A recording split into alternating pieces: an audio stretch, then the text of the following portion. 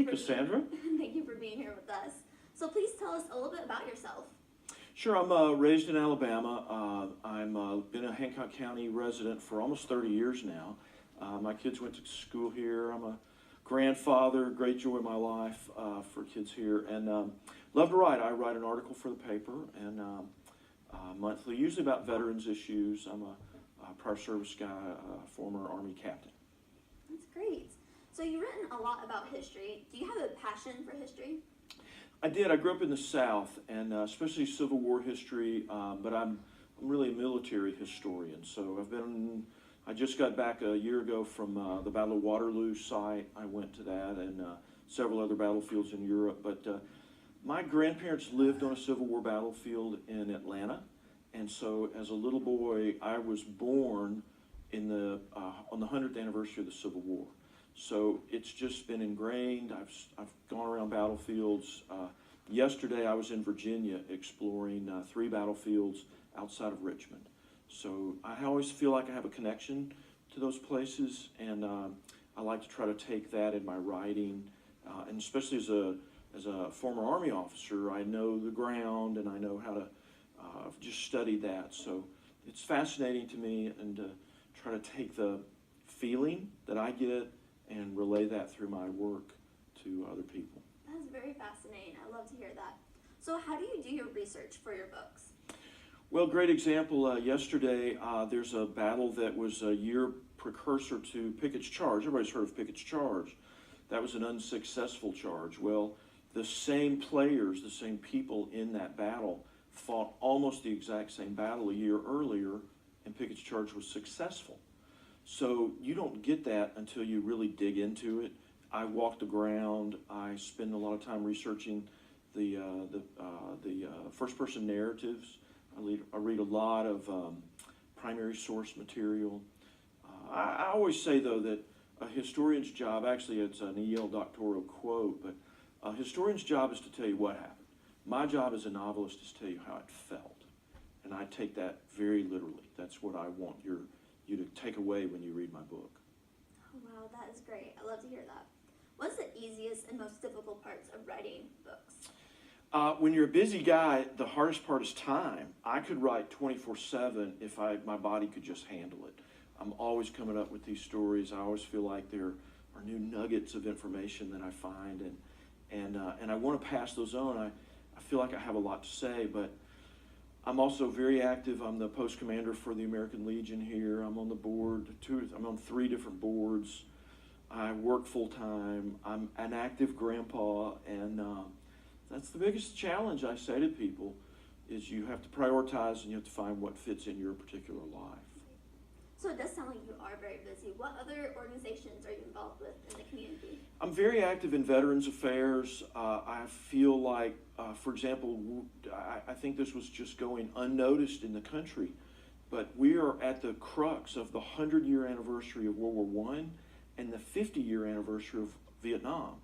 1968 and 1918 were watershed, landmark moments, and here we are halfway through 1917, and I just realized, 2017, that we weren't preparing for that. So that's been a lot of what I've been doing. We just hosted a memorial for the first killed in action soldier in Vietnam. So we do a memorial for that. So I'm active in those.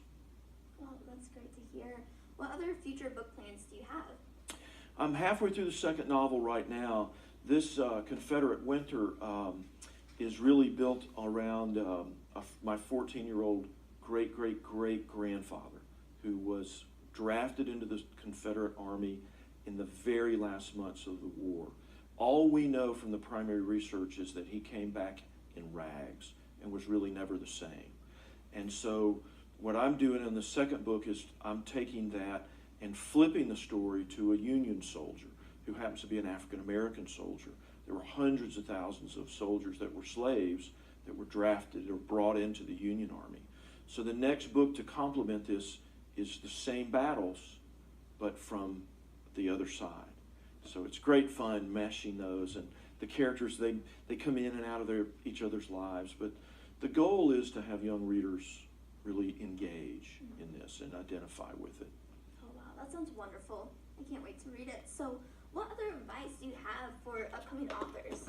Take what you love and write about it. If you are a writer, it will come out.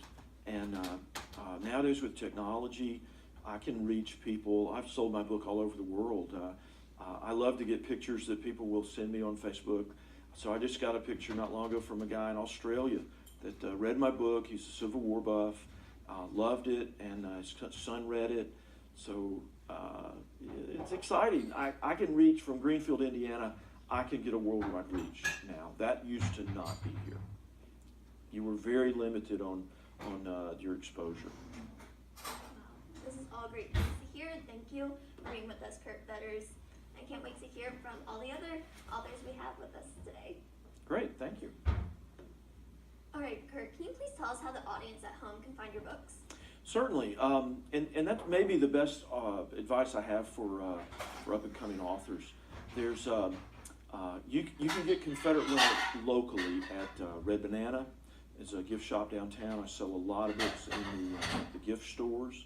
I find that when people shop, they'll put my book up by the cash register, and my book is a great gift for a grandfather or a father or son that likes history.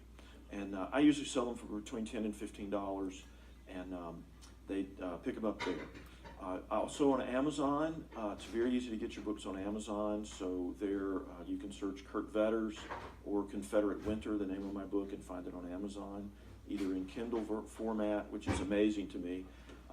I had a friend of mine read it literally on a road trip we took together. He sat in the back and read my book.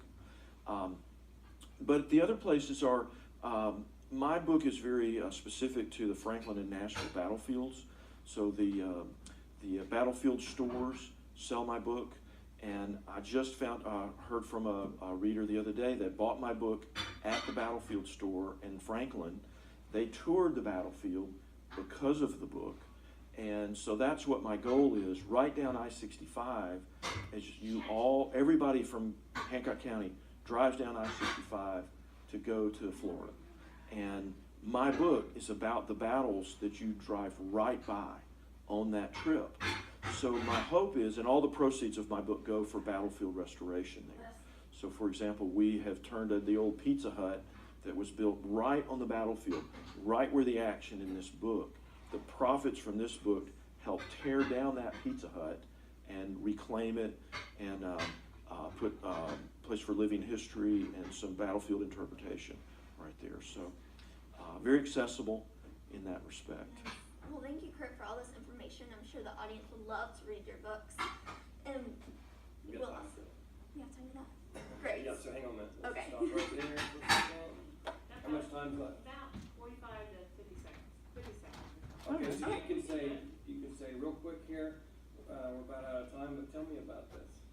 So start out, we're about out of time. Please tell us about your article, Yep. or the article that was in the paper. Great. All right, so before we go, I would love to have you tell us a little bit about the article that you were in a couple years ago in the Daily Reporter.